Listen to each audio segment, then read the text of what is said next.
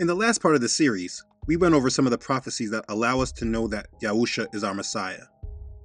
This series is being done in bite-sized pieces so that hopefully you can digest the importance of what our Father has said and what He has been doing. It is important to understand the scriptures and the prophecies. We are leading up to the millennial reign. But before I went into more about what the Messiah will do in the future, it is important that I discussed what He fulfilled when He came the first time. But now that this understanding is had, we must discuss the future. Again, this series is about getting us to understand the millennial reign. And the reason why people don't truly understand it is because they don't fully understand what has been prophesied in regards to Messiah. Some people think that all that was prophesied about Messiah has happened, and therefore we are just waiting for Him to come back. But that is an understanding that lacks depth.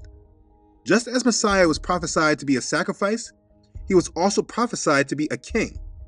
But He did not take the throne on earth yet. The throne of King David is still not proclaimed on earth, though we do know that it's Yahusha to come sit upon it. I'm talking about on earth, not in heaven. The worst part and the big deception about what's coming in this world is that the Antichrist has plans to take this throne in the minds of the lost. So in order that we're not deceived, it is important that we understand what Messiah was prophesied to be in the future. And so this video will deal directly with understanding what will happen and what is said about our Messiah when He takes the throne of David. People talk all day long and say that He is our king. Most people don't truly understand why and how and what He will do. We're going to discuss it today. Let's begin. Okay, so I want to start here because I referenced it in the last video, and I think it's a good way to segue into this discussion. It says, "For unto us a child is born, unto us a son is given, and the government will be upon His shoulder, and His name will be called Wonderful, Counselor, Mighty God, Everlasting Father, Prince of Peace. Of the increase of His government and peace there will be no end. Upon the throne of David and over His kingdom, to order it and establish it with judgment and justice, from that time forward, even forever. The zeal of Yahuwah of hosts will perform this." This is Isaiah chapter 9, verses 6 through 7. We know He will be born into this world, and we know He will be a male. We know He will be responsible for governing the nation. He will be called many things. Of His government and peace, it says there will be no end. So it's important to recognize that when He takes charge, there will be no end to His government and peace. He will take the throne of David and take charge over that kingdom, which was Israel, all 12 tribes, and it will be forever. Let's read another one. "Indeed, He says, it is too small a thing that you should be my servant, to raise up the tribes of Jacob, and to restore the preserved ones of Israel. I will also give you as a light to the Gentiles, that you should be my salvation to the ends of the earth. Thus says Yahuwah, the Redeemer of Israel, their Holy One, to Him whom man despises, to Him whom the nation abhors, to the servant of rulers. Kings shall see and arise, princes also shall worship, because of Yahuwah who is faithful, the Holy One of Israel, and He has chosen you." Isaiah chapter 49, verses 6 and 7. Okay, so from this, we also know that this one coming will raise up the tribes of Jacob. He will restore the preserved ones of Israel. He will also be a light to the Gentiles. He will be Yah's salvation to the ends of the earth. Now, I'm not discussing the restoration of Israel yet, but in these verses, you can't ignore these prophecies. Just know that they're there. We'll discuss that later. I'm going to go over more scriptures about Messiah as our king. You see, there's a missing piece that people are not applying when understanding Yahusha and what He's coming back to do. People say all day about they believe Yahusha is coming back, but it's rarely understood what He is coming back to do or what He will be. They say He is king, but they don't really understand it. The reason being is that all these prophecies are in the Old Testament. Messiah is prophesied to be our king and to reign in righteousness, as well as bring back the scattered from Israel and Judah and restore them into one kingdom. Now, I will touch on that, Yah willing, in the next video. But if you want to understand our Messiah and His millennial reign, it's imperative that you understand exactly what is prophesied of it. People have strong misunderstandings about the end times because they don't know these prophecies. I'm going to go over some of what was prophesied about Yahusha reigning as king. And as you review this, you will see that these things did not happen yet. And if you hold on to that understanding, when we get to the point in the Gospels when Messiah actually does come for the first time, you can better understand what the Yahudim, who we call the Jews, understand what they were expecting. Let's read some of the prophecies, and I will list out important points as they are made. In mercy, the throne will be established, and one will sit on it in truth, in the tabernacle of David, judging and seeking justice and hastening righteousness. Isaiah chapter 16, verse 5. Okay, so we know the throne of David will be established, and the one who sits on it will do so in truth. He will judge, seek, and bring righteousness. Next. Behold, a king will reign in righteousness, and princes will rule with justice. Isaiah chapter 32, verse 1. Okay, so this prophecy from Isaiah is saying the same thing. Behold, the days are coming, says Yahuwah, that I will raise to David a branch of righteousness. A king shall reign and prosper, and execute judgment and righteousness in the earth. In his days, Judah will be saved, and Israel will dwell safely. Now this is his name by which he will be called, Yahuwah our righteousness. Jeremiah chapter 23, verses 5 and 6. This is from Jeremiah, and he's literally prophesying the same thing as Isaiah. See, in the last days, Yahuwah will raise a branch of righteousness from David. It will be through a king who will reign and prosper and execute judgment in the earth. Also note that Israel and Judah will be saved and dwell safely. Let's read some more. For it shall come to pass in that day, says Yahuwah of hosts, that I will break his yoke from your neck and will burst your bonds. Foreigners shall no more enslave them, but they shall serve Yahuwah their Elohim and David their king, whom I will raise up for them. Therefore, do not fear, O my servant Jacob, says Yahuwah, nor be dismayed, O Israel. For behold, I will save you from afar, and your seed from the land of their captivity. Jacob shall return and have rest and be quiet, and no one shall make him afraid. For I am with you, says Yahuwah, to save you. Though I make a full end of all nations where I have scattered you, yet I will not make a complete end of you, but I will correct you in justice, and will not let you go altogether unpunished. That's Jeremiah chapter 30, verses 8 through 11. Do you see how many times the same thing is prophesied? I will get to more qualities about this kingdom in the next video, but just understand that our Messiah is prophesied to be king of it. This is who Yahuwah will raise up for us in the end. Look here. Because you have pushed with side and shoulder, butted all the weak ones with your horns, and scattered them abroad, therefore I will save my flock, and they shall no longer be a prey. And I will judge between sheep and sheep.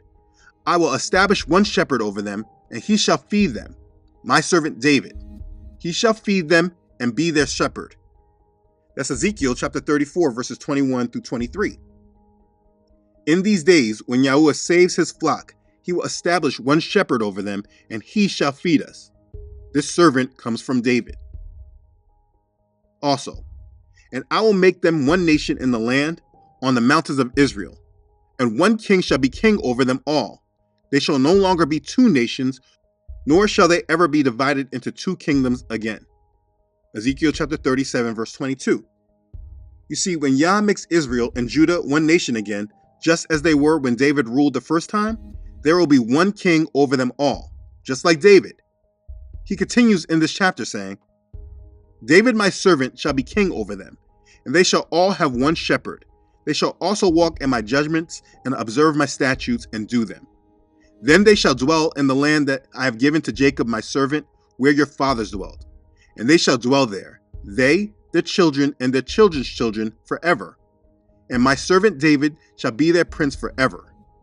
Moreover, I will make a covenant of peace with them, and it shall be an everlasting covenant with them. I will establish them and multiply them, and I will set my sanctuary in their midst forevermore. My tabernacle also shall be with them. Indeed, I will be their Elohim, and they shall be my people. The nations also will know that I, Yahuwah, sanctify Israel, when my sanctuary is in their midst forevermore. It's Ezekiel chapter 37, verses 24 through 28.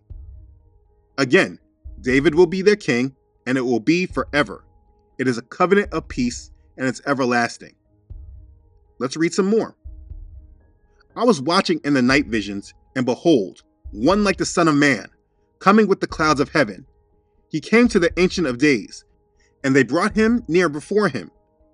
Then to him was given dominion and glory and a kingdom, that all peoples, nations, and languages should serve him. His dominion is an everlasting dominion which shall not pass away, and his kingdom the one which shall not be destroyed. Daniel chapter 7, verses 13 and 14. When he comes back with the clouds and he was given his kingdom, all peoples, nations, and languages will serve him, and his dominion is everlasting and will not pass away and shall not be destroyed. Hallelujah. Let's read more. Afterward, the children of Israel shall return and seek Yahuwah their Elohim and David their king. They shall fear Yahuwah and his goodness in the latter days. That's Hosea chapter 3, verse 5. Again, Israel shall return and seek after their king, which comes from David. Next. And it shall come to pass that everyone who is left of all the nations which came against Jerusalem shall go up from year to year to worship the king, Yahuwah of hosts, and to keep the feast of tabernacles. And it shall be that whichever of the families of the earth do not come up to Jerusalem to worship the king, Yahuwah of hosts, on them there will be no rain. If the family of Egypt will not come up and enter in, they shall have no rain. They shall receive the plague with which Yahuwah strikes the nations who do not come up to keep the feast of tabernacles. This shall be the punishment of Egypt and the punishment of all the nations that do not come up to keep the feast of tabernacles. That's Zechariah chapter 14, verses 16 through 19. Understand what's being prophesied here. It says, every year, the ones who are left of all the nations shall go up to worship this king, to keep Sukkot, the feast of tabernacles. And if these families of the earth don't come up to Jerusalem, they will receive no rain. These are all prophecies about the prophesied king that will reign over the millennial kingdom. Matter of fact, let's read about the millennial kingdom. And I saw thrones, and they sat on them, and judgment was committed to them. Then I saw the souls of those who had been beheaded for the witness to Yahusha and for the word of Elohim, who had not worshipped the beast or his image, and had not received his mark on their foreheads or on their hands. And they lived and reigned with Messiah for 1,000 years. But the rest of the dead did not live again until the 1,000 years were finished. This is the first resurrection. Blessed and holy is he who has part in the first resurrection. Over such the second death has no power. But they shall be priests of Elohim and of Messiah, and shall reign with him 1,000 years. That's Revelation chapter 20, verses 4 through 6. And this is the millennial reign. This is what most people know about. But when you go back to the Old Testament, you get so much more clarity, especially about what Yahusha will be. Let's go over these expectations one more time. This is what you should expect from Yahusha when he takes the throne of David on earth. He will be responsible for governing the nation. There will be no end to his government or peace. He will take the throne of David and take charge over that kingdom which was Israel, all 12 tribes, and it will be forever. The throne of David shall be established, and the one who sits on it will do so in truth. He will judge, seek justice, and bring righteousness. He will raise up the tribes of Jacob. He will restore the preserved ones of Israel. He will also be a light to the Gentiles. He will be Yah's salvation to the ends of the earth. In the last days, Yahuwah will raise a branch of righteousness from David. It will be through a king who will reign and prosper and execute judgment in the earth. Also note that Israel and Judah will be saved and dwell safely. In these days, when Yahuwah saves his flock, he will establish one shepherd over them, and he shall feed us. This servant comes from David. When Yah makes Israel and Judah one nation again, just as they were when David ruled the first time, there will be one king over them all. David will be king, and it will be so forever. It's a covenant of peace, and it's everlasting. When he comes back with the clouds, he will be given his kingdom. All peoples, nations, and languages will serve him, and his dominion is everlasting and will not pass away and shall not be destroyed. Israel shall return and seek after their king from David. Every year, those left of all the nations shall go up to worship this king to keep Sukkot, the Feast of Tabernacles. If the families of the earth do not come up to Jerusalem, they will receive no rain. And listen, there's a lot more prophecy than this because we just primarily dealt with what's prophesied of Messiah. Next To get a clearer picture, we will deal with what he's prophesied to do as king. Because while we're waiting for him to be king, we are also waiting for him to restore Israel and make them one kingdom again. Now, as you understand this and understand more about Messiah as a prophesied king, it can help you understand more about this coming Antichrist. People looking at him to be a politician or think he's going to be the Pope. But when you understand what the truth of Messiah is prophesied to be, you have a better picture of what the devil is going to try to replicate in his own false way. Which is why the world is waiting for their king, the Lion King, the return of the king, the anointed one, King Arthur. This world is false and heading towards acceptance of the beast because they don't know what it is our Messiah is prophesied to do. Now that we have gone over these scriptures, you now have a better understanding and you can better understand what it was the disciples were waiting for Yahusha to do. Again, in the next part, we will discuss a major part to this prophecy, and that's the restoration of Israel. But by this alone, in this part, you should have a stronger understanding of what is prophesied about our Messiah to happen in the last days.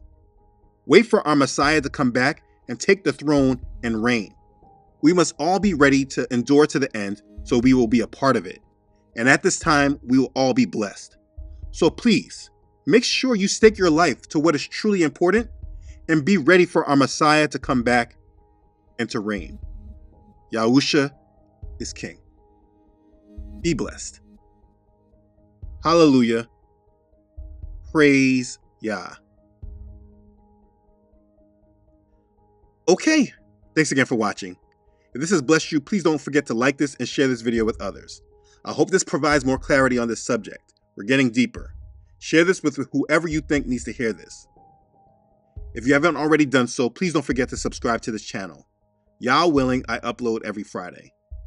Also, don't forget to follow this ministry on Facebook and Instagram, as well as on my website, truthunedited.com. I would sincerely like to thank all those who support this ministry. I'm very grateful for your love and your support. You truly make a difference in this ministry and assist me greatly with putting together these messages. I thank you from the bottom of my heart. Thank you for being a blessing. Okay, thanks again everyone for watching. I love you all.